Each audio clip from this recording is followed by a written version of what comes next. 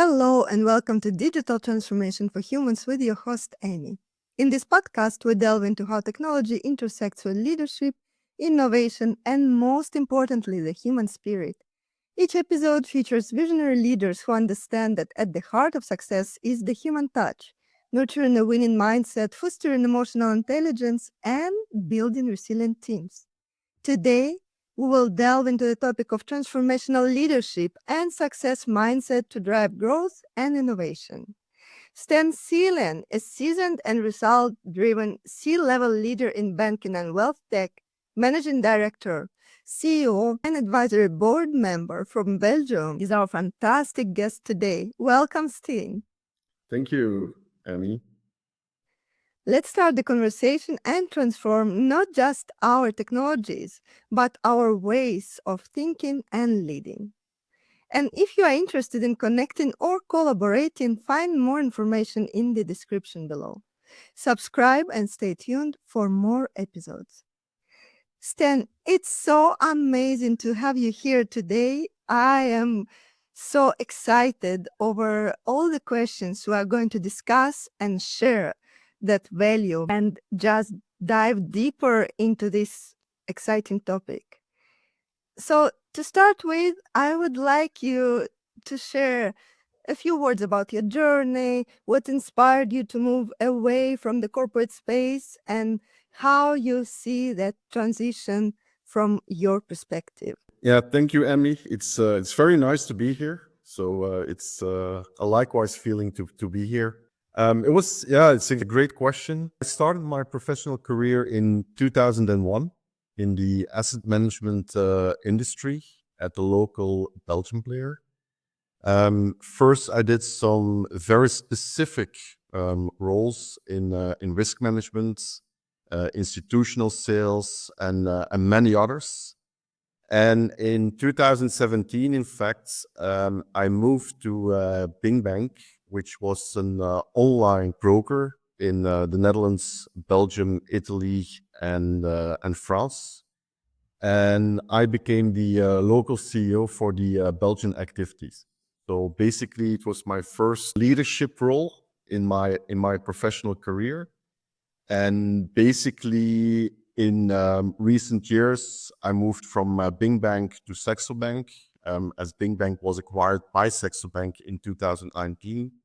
So I moved to Copenhagen for 4 years. Also had a leadership role in asset management to build a new digital wealth management proposition in those years. But basically, I think was end of 2023, so last year.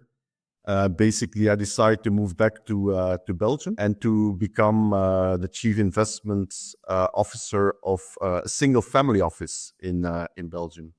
So basically, going back to the roots, trading and investing, no leadership anymore. So really focusing on the things that I really love to do.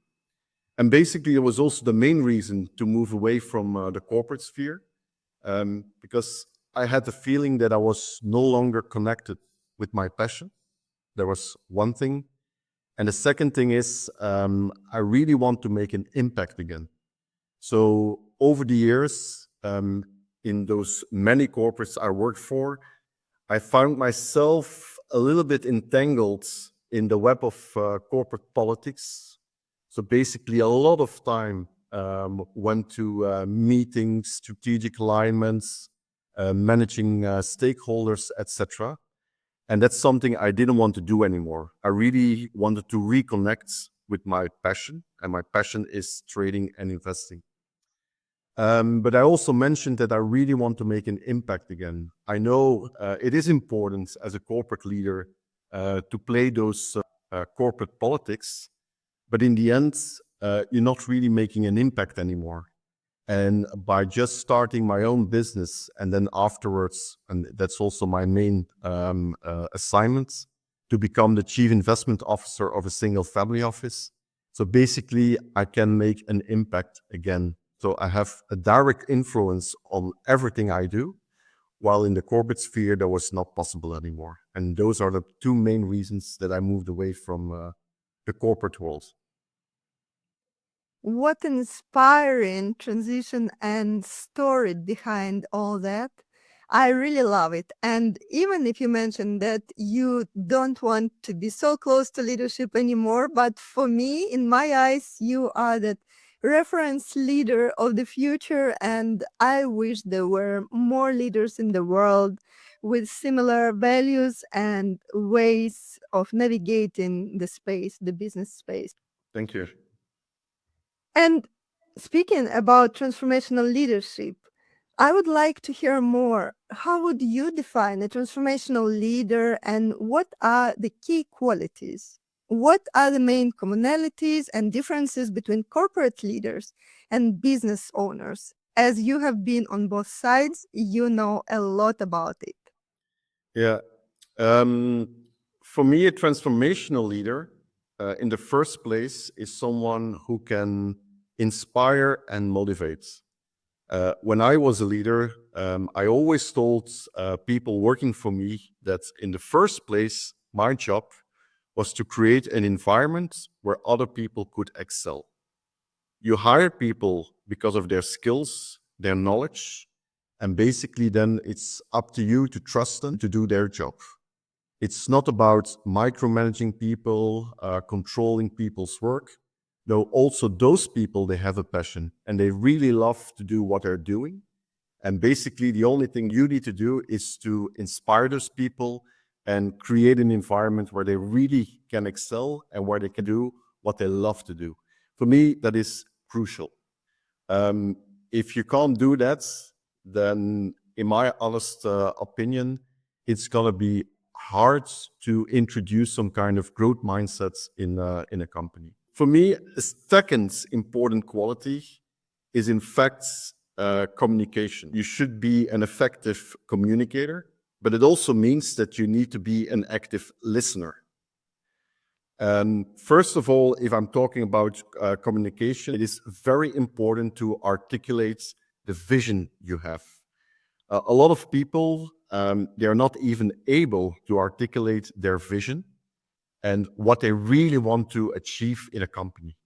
So if you're not able to communicate effectively your vision to people working for you, then basically it's going to be really, really hard for people to see why you took certain decisions. If they know what is the vision, what is the ultimate goal of the company, including the purpose, then basically it becomes for people much, much easier to understand what you really want to achieve.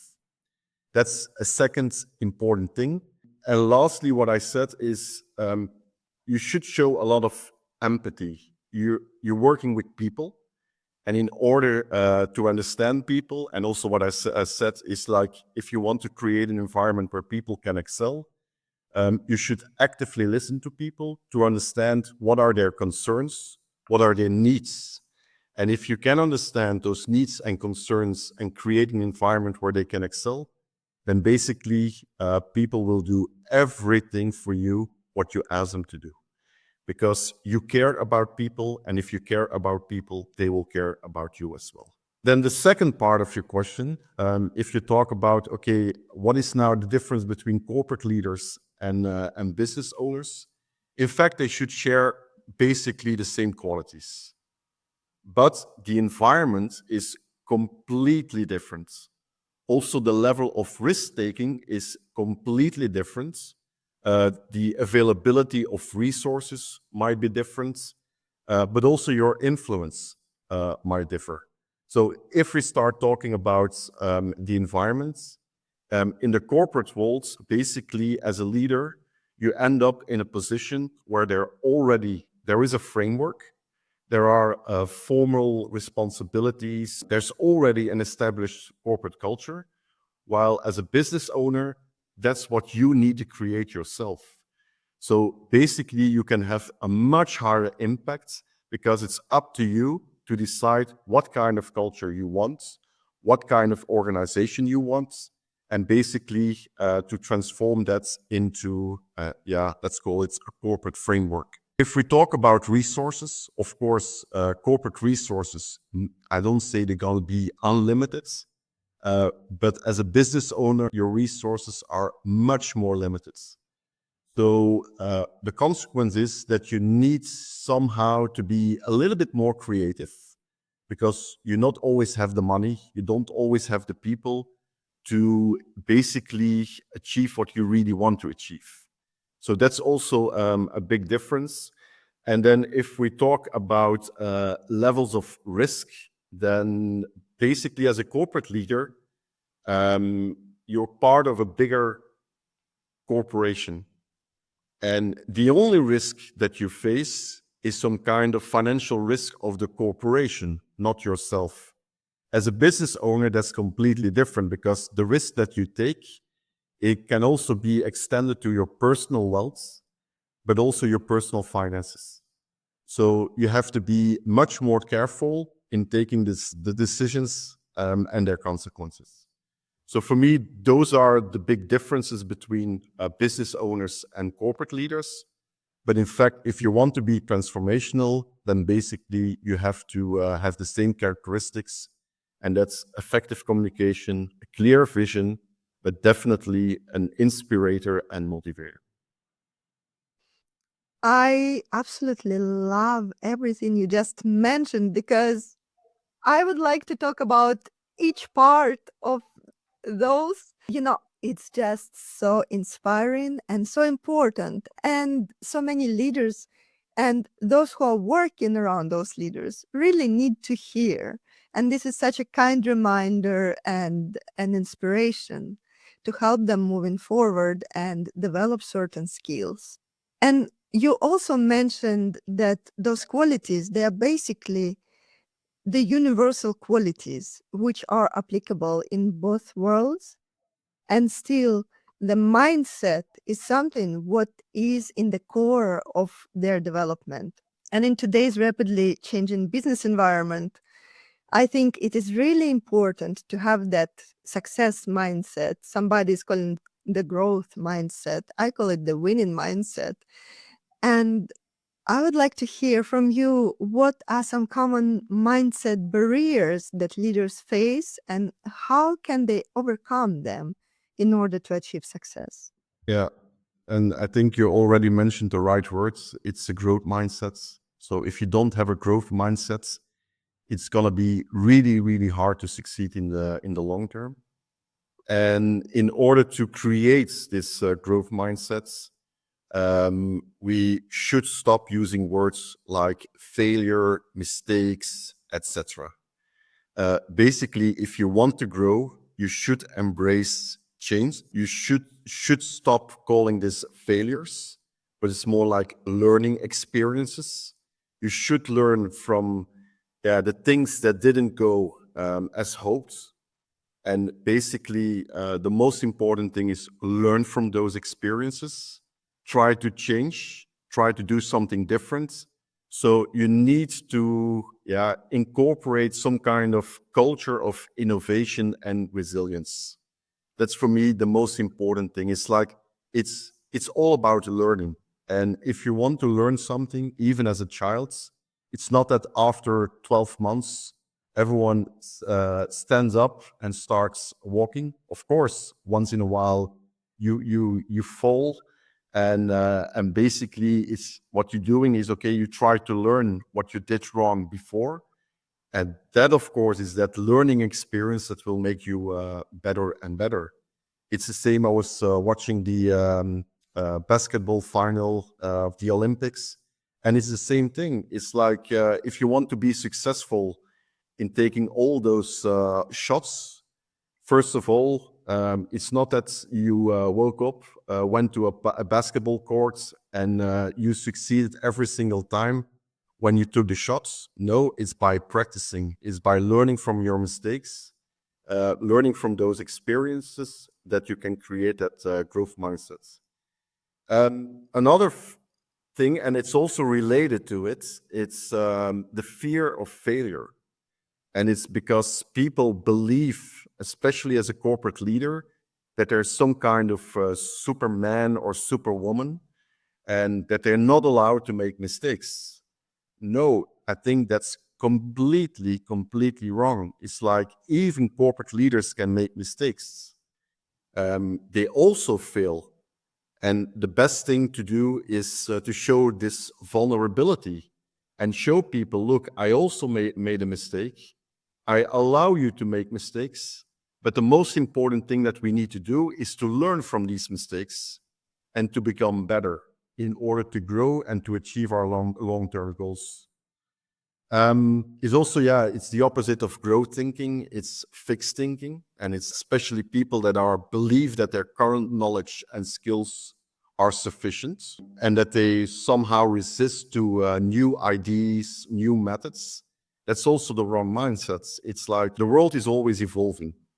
And every day is a day where you can learn something. If I wake up in the morning and I look myself in the mirror, and I see, okay, I didn't learn anything yesterday, it's a bad day. It's like you can always learn something. It can be some stupid fact that you heard from someone else, but learning and embracing to learn is, in my humble opinion, the most important thing that you need to do. But if you start looking at failures, then there's also another risk that you start doubting yourself.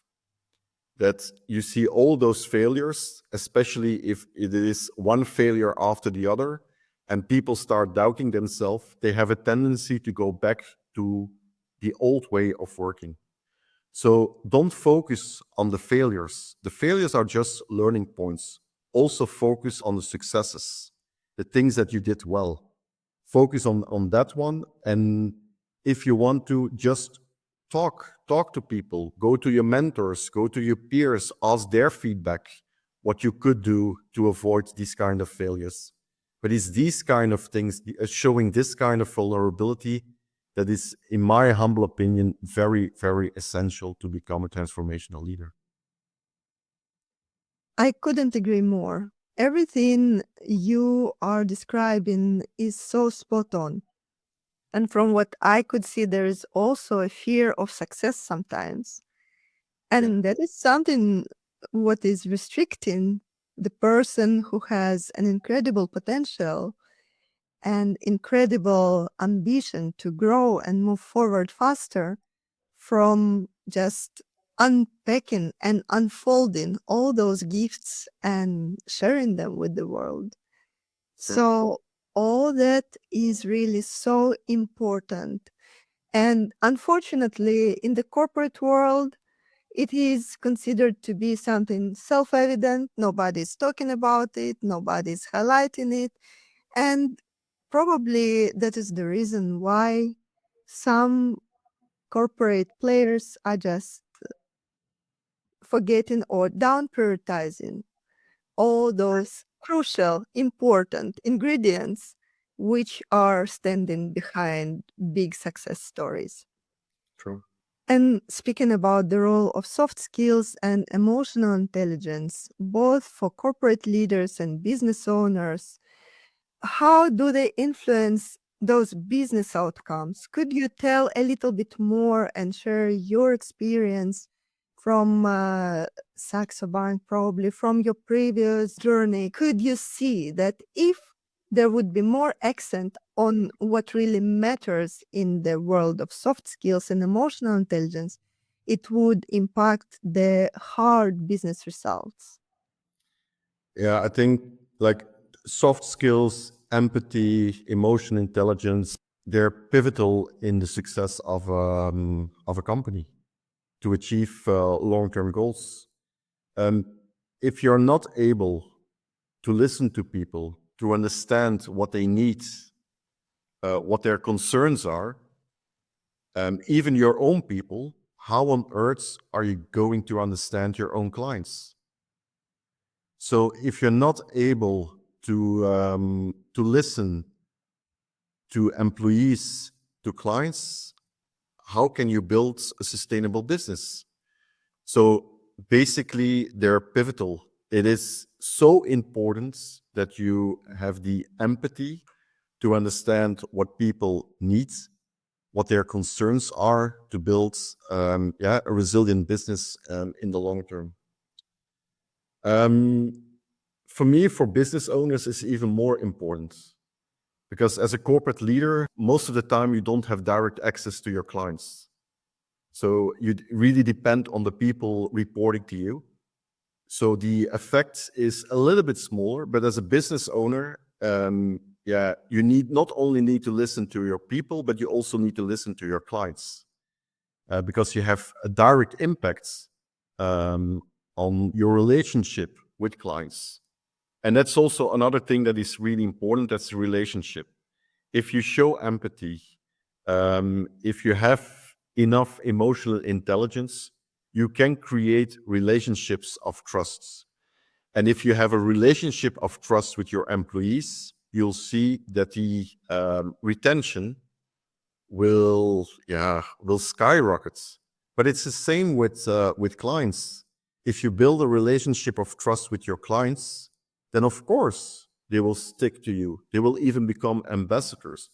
But because they have the feeling, look, I have a problem. This company or this guy or woman is listening to me. They understood my problem. They came with a solution to my problem. And basically, I'm really happy with the outcome because they solved my problem. So if you can do that by actively listening, by showing empathy, by indeed building this relationship of trust with your employees and with your clients, in my humble opinion, these are the two most important ingredients to become successful. I totally agree. And from my experience, I could see exactly the same. And I still wonder how such an obvious thing is still so not obvious in many cases because it's something really. Yeah, I think sometimes it's also a conflict between the company and yourself, especially in the corporate world. They're all sharks. You always have the feeling that someone wants to stab you in the back. And basically, it's more about thinking about yourself instead of the greater good of the company. And that's one of the things that also plays a major role. But as I mentioned before, if you create this innovative culture, resilience in your company where people are allowed to make mistakes, where mistakes are accepted as long as you learn from them, then I don't believe that you will still have the same level of corporate politics. So then you don't have to think about yourself anymore or fear that someone is stabbing you in the back. I agree. The heart to heart connection is so important. And when you just described all that, I've been thinking about the pressure many leaders are feeling today because before it was so easy to extrapolate the future and look forward 5 years from now, 10 years from now. Now it became much more difficult, and we've been through so many years of stress, struggles, difficulties in predicting what's going to happen tomorrow, recession, and conflicts in the world, without even mentioning the development of artificial intelligence and all those technologies which are impacting the decision making as well. So I wanted to hear how leaders can balance the need for immediate results with the long-term vision and strategy of their business to drive expansion and growth. It's not as easy.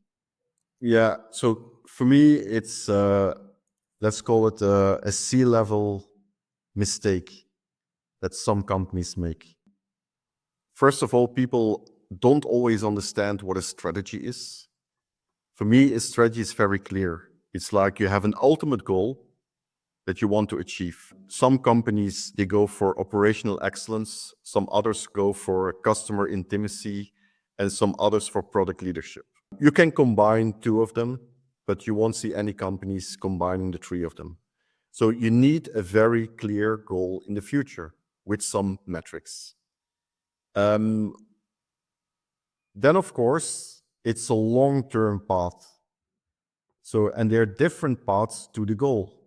And then we talk about tacticals. So once in a while, and that's also what you see, is in the short term that companies, they deviate from the original plan. The end goal didn't change, but the steps in between could change because when you made a plan, of course, the future is always uncertain. Suddenly there is a war or there's a recession, and then you have to see, okay, maybe I should change my plan and take a different route to the end goal instead of sticking to the old one. So it is possible that you can change your short-term goals, let's call it milestones, in order to achieve the long-term goal. The mistake that a lot of companies make is that they communicate a certain goal, especially in the banking sector. A lot of banks, they claim that they want to be client-centric. But in the end, if you look at all those actions they take, they don't care about customer centricity. The only thing they care about is operational efficiency. And that's really, really confusing because if you communicate that your long-term goal is customer centricity, but the short-term decisions that you take are driven by operational excellence. For instance, you want to lower the cost-income ratio. That's why you lay off a lot of people, or you're going to replace people by artificial intelligence, things like that. That's where there is a lot of confusion with the people within a company, because then they say, okay, but you said the ultimate goal is customer centricity, but that's not what I see in the short-term decisions, because the short-term decisions are not driven by customer centricity. They're driven by other metrics, especially operational efficiency. So then, in fact, maybe it's better to change your strategy and say, okay, I want to be the most operationally efficient company in 20 years, measured by this metric. And in order to do so, I'm going to take those measures along the roads.